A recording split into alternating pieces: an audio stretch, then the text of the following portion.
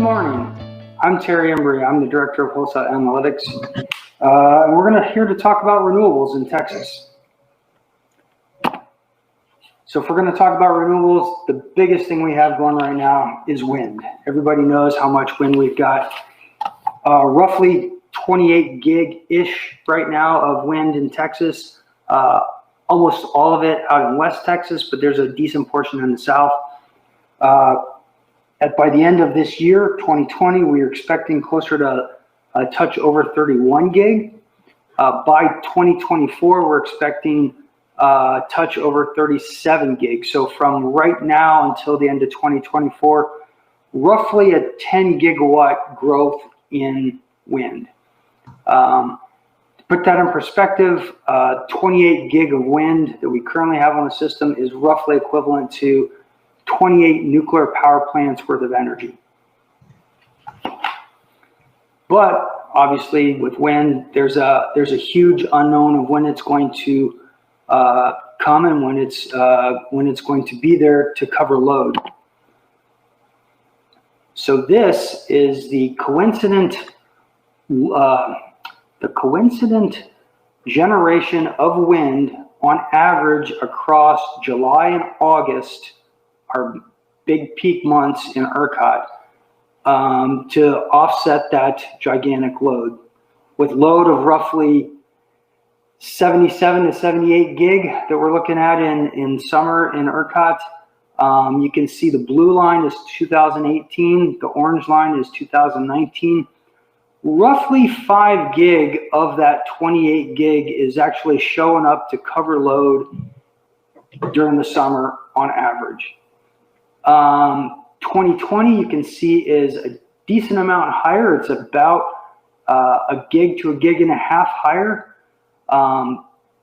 The installed capacity went up from 2018 to 2019 by almost 8 gig. So not only do we have additional installed capacity, but we also had an unusually high wind year for this year in August. So the other big piece of renewables is solar generation.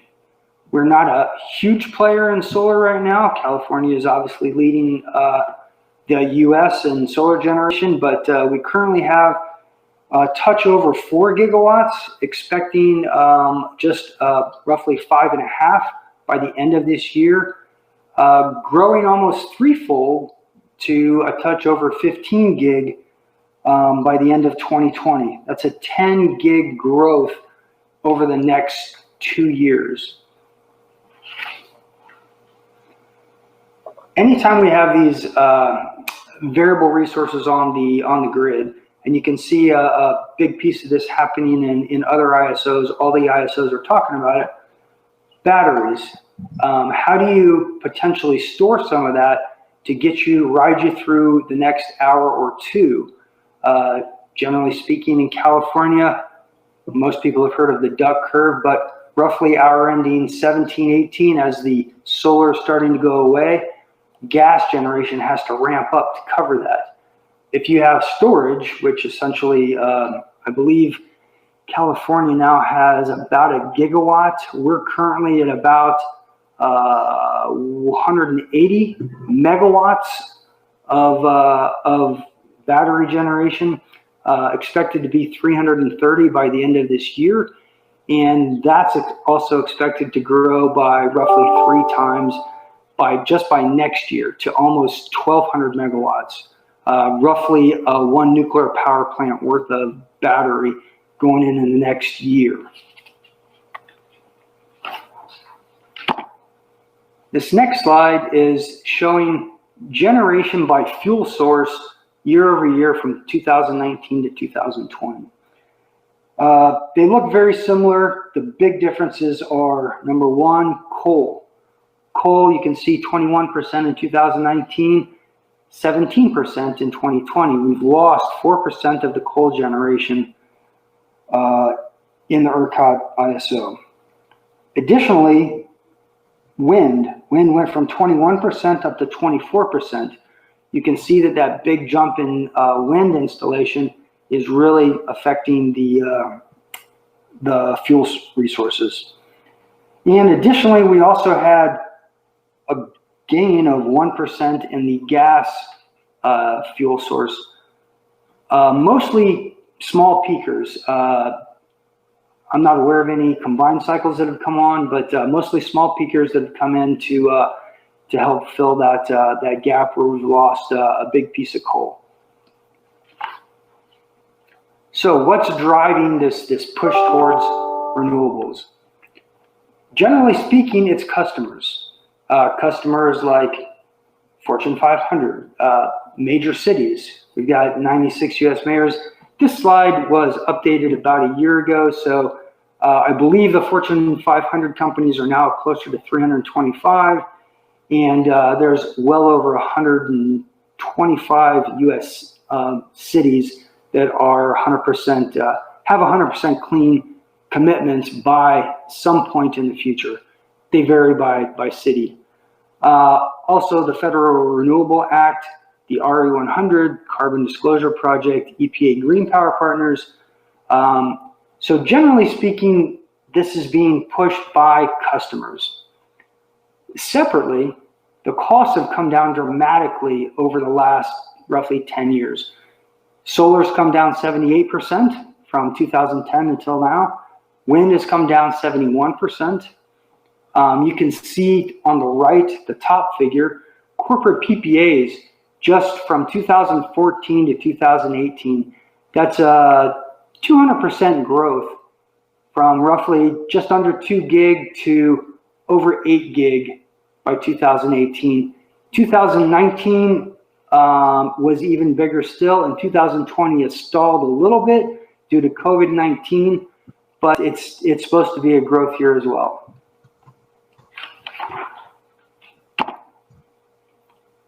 So again, why renewables? Additionally, corporate renewable standards, sustainability mandates, carbon accounting and additionality. Separately from that, just wanting to be a good citizen and have these mandates, solar generation in general is relatively predictable. It's a good fit for on-peak load. And you can see the top figure to the right. We're showing a flat block of 50 megawatt flat block from hour ending 7 to 22 as compared to average solar generation of the same size. And you can see it's a pretty decent fit.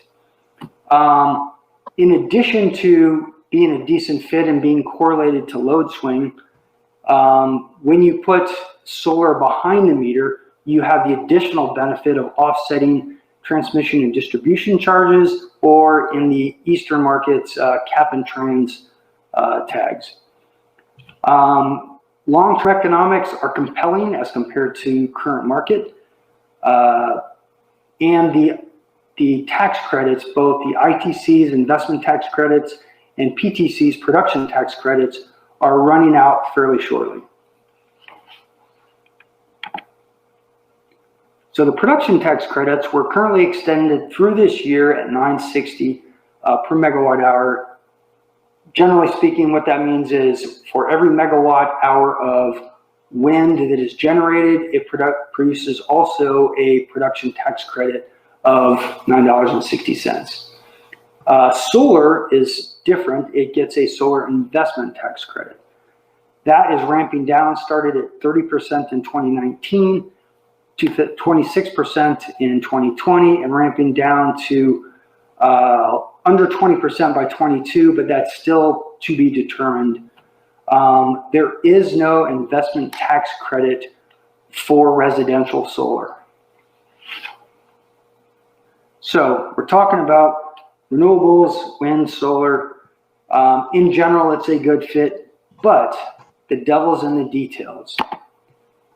In the details of a PPA, a power purchase agreement. Generally speaking, these are fairly large docs. It could be anywhere from 100 to 150 page documents. And it's really trying to delineate which party is wearing which piece of risk. Generally speaking, the developer has some type of risk that he's comfortable wearing, and the off-taker has to get comfortable with some of those risks. So I've listed a good piece of the bigger issues that pop up. The first one being COD risk. Is the project going to make it on time when you're expecting it? For example, if you're expecting this solar project to come on in June of 21, and it doesn't, you could be short to the market going into a summer when you were expecting that to be there. With a $9,000 cap, that's a pretty big risk to take. So generally speaking, COD risk, the contracts have some amount of time written into them where they're expecting the project to go online at time X. However, there's going to be some delays that are unforeseen at this time. Could be weather, could be several different things, delays in getting panels, etc. Generally speaking, about a 6-month delay is generally written into the contract. And how are you as an off-taker going to deal with that? Is the interconnect signed with the ISO? Has the interconnect been paid with the transmission company separate from the ISO? All COD risk issues that need to be nailed down in the contract so that you at least understand what you're getting and the risk that you're wearing. Developer credit risk. So generally speaking, again, you'll see very few deals being written with a parent guarantee. Almost 100% are written as project level LLCs. Your risk is against the project itself and not with the parent company if it's a parent company.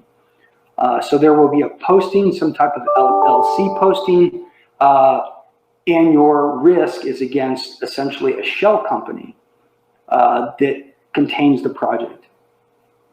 Delivery location. In almost all cases, the projects are physically located separate from your load center or where you actually need the power to be. Unit contingent as generated energy. Do you have the ability to manage the variability of the output of this particular asset? Is it a good hedge for your load? What happens if this doesn't show up when you need it? Are you at risk? Do you have the ability to physically schedule this asset as it's generating? And it's going to vary every single hour. Congestion risk. Is the price at your delivery point correlated to your load price? So generally speaking, load in ERCOT is priced at load zone. Is the delivery at the generator node, or is it at the hub, or is it at the load zone? All three of those can be drastically separate prices. Curtailment risk. So on top of congestion, so electricity works a lot like water does, for example. Trying to push too much electricity down a wire is the same thing as trying to push too much water down a pipe. Only so much can go before it starts getting backed up. Essentially, that's congestion. Curtailment risk is where the facility is told to back down. We have too much generation on the grid. We need you to back down. So that's going to happen, generally speaking, in the spring and the fall when you have relatively low load, call it 30 to 35 gig, and you're getting big wind. And during the day, you're also getting a decent amount of solar. So you're getting a good chunk of that 28 gig of wind, and you're getting a good chunk of that 5 gig or so of solar on a relatively low load. You're going to get curtailment. When we first started, before the CREZ project, we had big issues with the wind out west. Did the CREZ project, it alleviated some of that, but now there's also been additional building of wind and solar out west that's causing additional issues. Portfolio concentration risk. Is this the only transaction in your book that's going up against your load? Or is this number 5? When you can spread risk across several projects, you're not necessarily worried about, for example, a COD or a one generator far out west operating slightly different from one in the north zone. If you only have one deal, then you're completely at risk for how that thing is going to operate as compared to what you're trying to offset on your load side. Market liquidity. When we talk about the long term, when we say that the economics are compelling from a long-term perspective, there's very little liquidity in the market beyond 5 years. There is some, you can line up some banks, but generally speaking, it's a fairly wide bid-ask spread. Volume guarantee. Are you getting what you think you're getting? If you're buying 100 megs of a solar project, are you expecting 100 megs? If only 50 megs shows up, is that what you were expecting? Or is there some type of guarantee in the contract that's going to make you whole? Separately, generally speaking in ERCOT, the non-summers are not as volatile as the summers. So generally speaking, when we write one of these, we will have a summer and a non-summer production volume guarantee. Technology risk. Again, this is kind of back to that, are you getting what you think you're getting? Currently, there's a project in Nevada. It's called the Ivanhoe Project. It's a concentrated solar project. I believe Nevada Power bought it. It's currently making less than 1/3 of the expected profile and went into bankruptcy. There's I don't want to say a similar project because it's not concentrated solar, but there's a similar project in ERCOT that is producing dramatically less just due to the engineering than was expected and sold to the off-taker. I'm not going to get into exactly who that is, but that's easy enough for you guys to look up if you're that interested. Lastly, with the bigger risk is lease accounting. Is this transaction going to trigger lease accounting for the purchasing entity? Lease accounting, if it hits, if your accounting requirements require you to call it lease accounting, then it goes onto your books the same way that it would be as if it was your own project and goes onto your balance sheet. Most companies don't want a gigantic developer project on their balance sheet. They want to work mark to market like a typical transaction they would do in the energy market, but they don't want to have their balance sheet affected from it. So when we're talking about risks, and this is in general, I tried to lay out the 3 larger entities that are in these types of transactions. Generally speaking, a developer would go to a large middleman. I have us in the middle as Direct Energy, but that could be anybody. It could be NRG, it could be Calpine, you name it. And at the end, client company. And then tried to lay out the risks that each one of those companies is wearing and is trying to offset as you do these transactions and you're considering a PPA. So if we start with the developer, he has a COD. He has, generally speaking, again, in that term sheet, he's going to say, I am expecting to be date X, but I'm going to need a little leeway, so I need up to 6 months. Company in the middle, again, I have us, but it could be any middle entity, is going to wear that COD risk. And on the opposite side, they're going to guarantee a firm delivery to client company. Could be city, could be school, could be anybody purchasing this. Generally, the client companies don't want to deal with most of these risks, the COD risk, the unit contingency risk, the congestion, etc. So they're going to want a fixed price commodity delivered to them. They want to know that it's going to be delivered so they can offset their load. They don't want to wear the risk of this thing not showing up when they need it. Back to the developer, they have project LCs, again, against the shell company. Again, the middle company, Direct Energy, would be wearing project company risk and then providing the client company with an investment grade entity. The client company generally wants a solid credit entity to make sure that from a credit standpoint, they're going to show up to back this fixed price contract. Developer and Direct Energy are going to have I call it 120 page, but it could be anywhere from 100 to 150, depending on how detailed and the particular developer.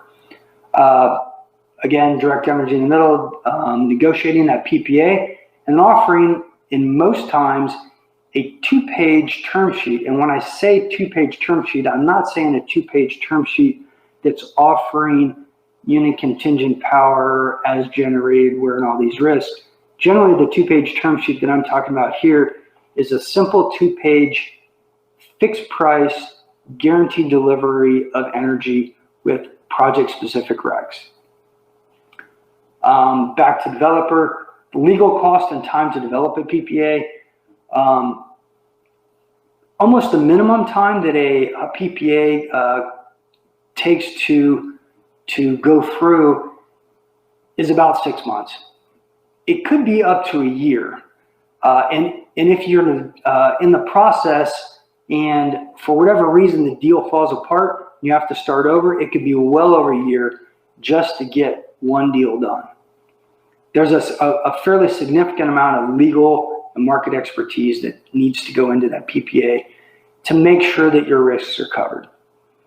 And generally speaking, the company in the middle would offer firm energy as standard terms and conditions that a client company would generally see on any wholesale transaction. Again, back to developer, a unit contingent as generated energy, delivers that to the Direct Energy. We would then manage the variability of that resource and offer firm energy. We would not do it as a single entity. We have several of these, so we manage as a giant portfolio, as well as all of our other resources that we have in our portfolio to kind of, instead of having this a single point of risk, we have a giant portfolio, so it's not the same as just a single. So we can offer from that portfolio a firm energy and guarantee the asset-specific regs.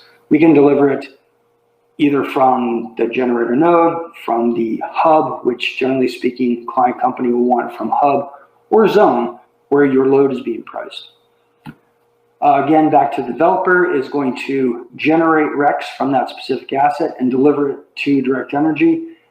Direct Energy then becomes a conduit and flows through to the client company. Developer, more times than not, is looking for a 12 to 15 year PPA just to take that to the bank to get financing. Direct Energy then again in the middle, signing that PPA, offering smaller terms to client company. But more times than not, it's going to be a longer term than just a 12 or 18, 24 month contract, just because of the significant risk that's being put on to offer this type of transaction. Lastly, the developer requires interconnection with the ISO. It's going to require settlement scheduling services. Direct Energy would be in the middle providing those services for the developer, as well as those same services for client company. So, big picture, that's the risks in a PPA. So, the first mover missteps, and unfortunately, I've seen every single one of these come through my desk over the last 5 years. And when I say first mover, big picture wise, the wholesale players, the Direct Energies, the TXUs, the NRGs, Credit Suisse, etc., were in the first move into this space in roughly 2002-ish timeframe and signed, for example, wind PPAs in the high 40s. So they were the first movers on the wholesale side. The first movers on the client side, or the large company side, cities, would be like the FANG stocks, the Facebook, the Amazon, Google. So those people are making more times than not the same type of mistakes that the wholesale players made the first go round. So when I say a 2-page term sheet, we've seen this a lot with aggregators or companies that are just trying to show you what the transaction is. So they show you a 2-pager that says this is a transaction. But at the end of the day, if you're not involved in that 120-page PPA negotiation, you're not exactly sure what you're getting with that 2-page term sheet, if this is being truly delivered as a unit contingent, as generated variable resource. 15 years is a long time. A lot of things change over that time. What kind of protections do you have over that time? And do you have load that's going to last that entire time period? Again, with that 15 years, we don't know what we don't know. A lot of things could happen between now and then. A lot more batteries could come in. A lot more wind could go on. A new technology could happen that we're not even aware of at this point. The time and cost to negotiate. Again, a minimum is about 6 months. It could be up to a year. Sometimes the deal falls apart and then you have to restart. And I guess a ballpark for a very minimum, just a legal cost would be around $120,000. But that's a very simple negotiation. It's relatively easy. Wind is cheap. And when I say wind is cheap, what I mean is, again, those back to the first movers on the wholesale side, they thought wind was cheap back when forward on-peak prices were $60 to $70. Off-peak prices were $35 to $45. And you could buy a wind production profile that is in the low 40s.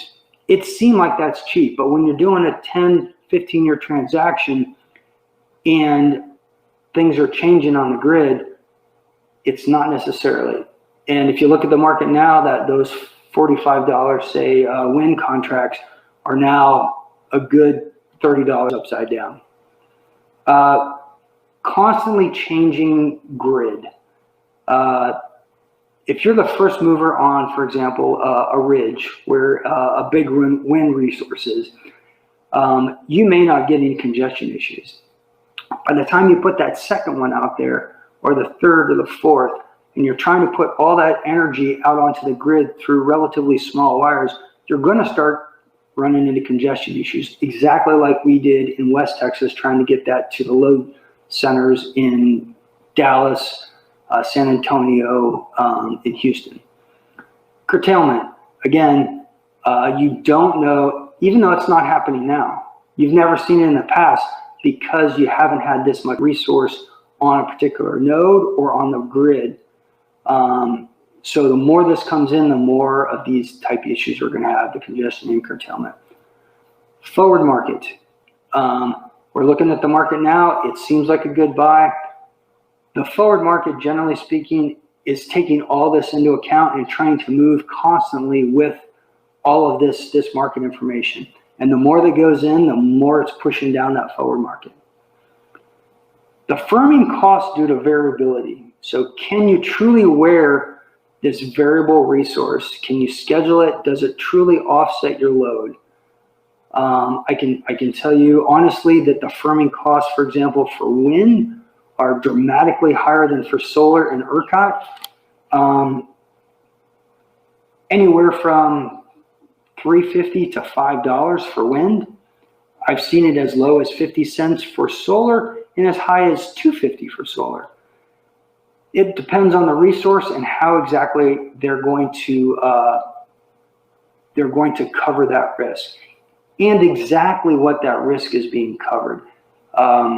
Is it actually going to cover the variability due to the weather, or is it also going to cover the unit contingency risk in it? Big differences. And the last one is the technology not performing as expected. Again, we go back to the Ivanhoe project or the other project here in Texas, where you're getting dramatically less than you thought you would. Are you contractually covered for that risk? So generally speaking, and this is fairly simplified, this is just trying to show the spectrum of renewable energy services from the very simplest to the more complex. The very simplest on the far left, my far left, is just combining your load with RECs. The cheapest option is almost always going to be greenie. The next step would be your load with asset-specific RECs. The next piece would be the more expensive, a little bit more complex, is getting into what we're calling a renewable power hedge. Other companies have slightly different terms for it.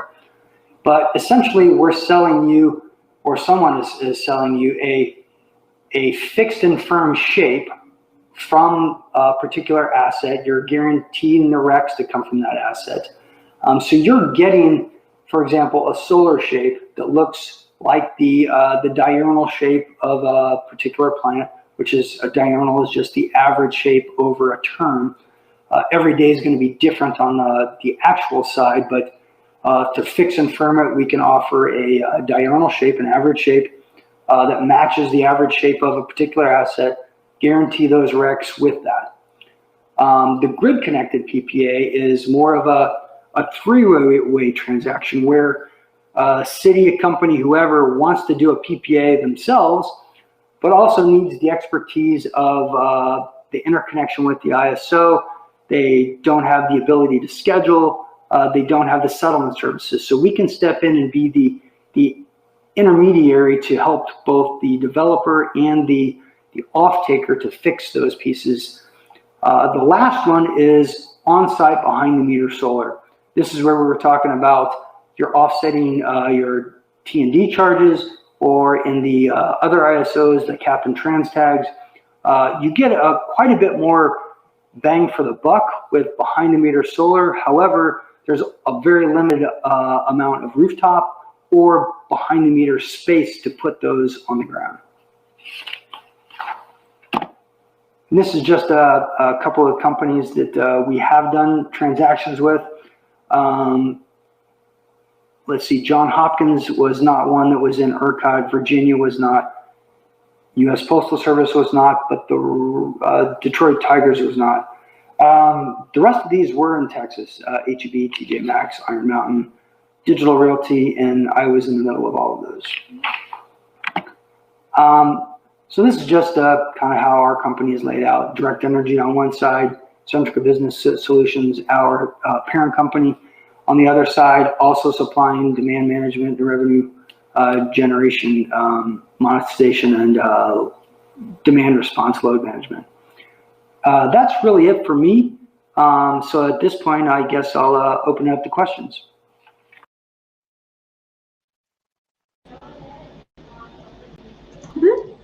Here we go.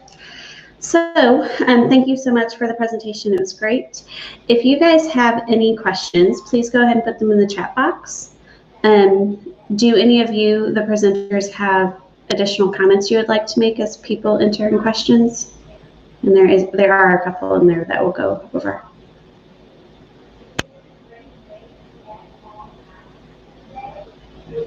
Hold on, Debbie, you're muted on the bottom, and turn the green microphone to red.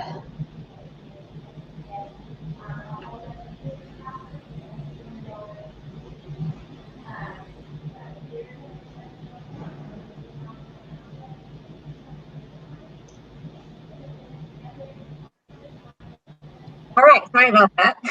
There we go. Thanks everybody for joining. We've had a couple of technical difficulties, so thanks for hanging in there with us. We actually do have Terry on the phone. He is not on video, so I can let him know those questions. The first one I see is, how do you know the risks you mentioned are covered and all of the cost components are included in a PPA?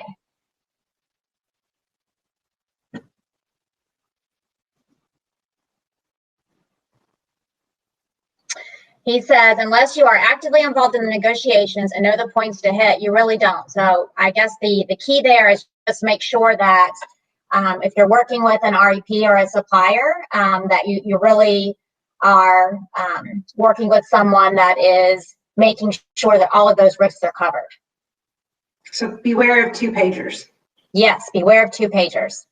I think that's really the key takeaway there. I see Glenn said a good attorney. Attorney. So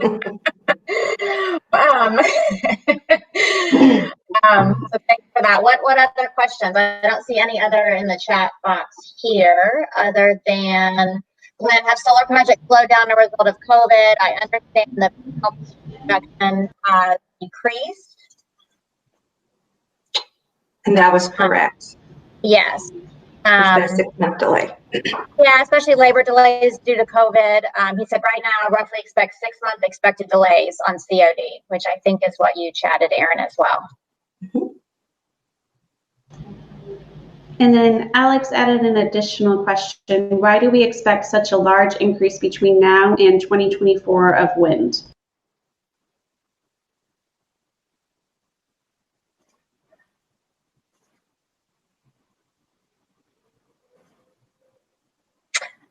Can you repeat that? You talked about wind and solar growth. Why do we expect such a large increase between now and 2024 for wind?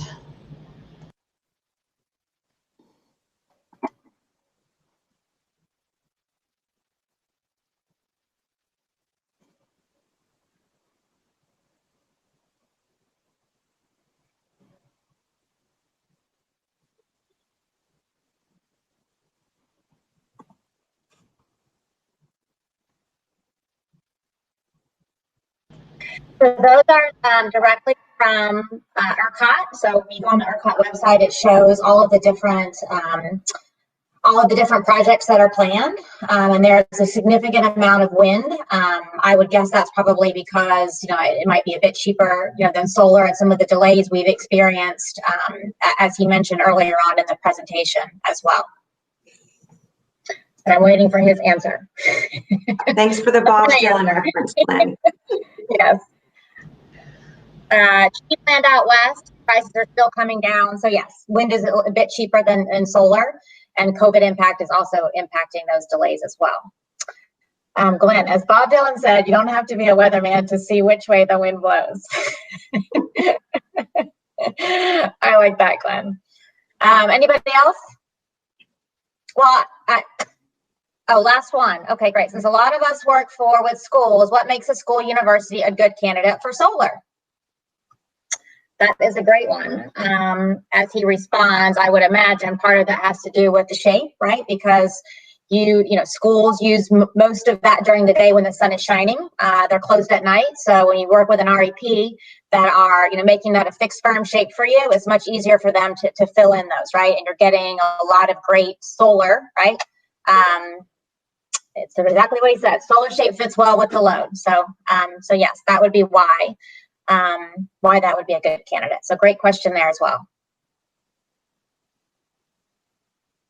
So if there aren't any more questions, you can chat us. We'll be in our exhibits booth as well. And again, thank you for joining, and thank you, Terry. I know he appreciates it as well. He just can't talk right now. And thank you, Aaron, as well for facilitating, and Ashley, Cami, thank you guys so much. Please reach out, Paige, Jennifer, Ludwig, Teresa, Aaron, we're all here for you. So thank you very much. Thank you, guys. Now we're going to be going into the expo hall time. So if you do have any follow-up questions with any of our great presenters, most of them are vendors in the expo hall. So please go reach out to them. Direct Energy is a sponsor, a silver sponsor. So please go engage with them. And we still have the password game going on, as well as finding Terrence the Turtle. Terry, It was not the speaker Terry here, Embry. does not count. No way, not Terry Embry. You can go find Terrence the Turtle in some of the booths. And so go say hi and tell everybody, tell all the vendors thank you. Thank you guys so much. Thank you. Thanks, Thanks Ashley. everybody for being patient, sticking with us. Thank you. Yeah.